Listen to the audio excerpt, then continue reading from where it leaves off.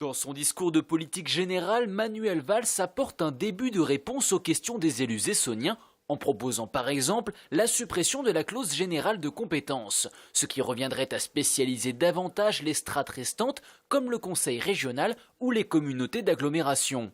Nicolas Schöttl ne semble pas y croire et pointe du doigt un éloignement accru entre population et élus. Je pense qu'on n'aura pas de strate plus spécialisée. Je pense qu'au contraire, on va aller gaver de compétences les communautés d'agglomération et avoir à faire des mini-départements. Je ne vois pas aujourd'hui où est-ce que vous allez donner une clause de compétences des collèges ou des routes départementales. À qui?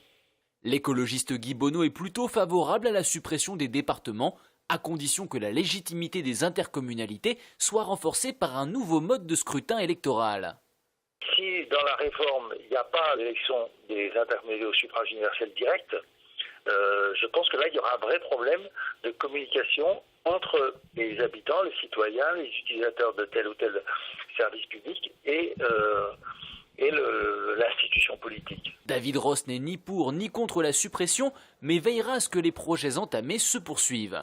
Par ailleurs, il estime que l'action du Conseil général est utile en Essonne. Sur notre territoire, c'est évident que si on ne s'était pas autant investi dans la recherche, dans l'innovation, dans le soutien au développement économique, on n'aurait pas ce cluster qui est un cluster scientifique porté au niveau national, mais pour lequel l'échelon territorial local a été un vecteur important.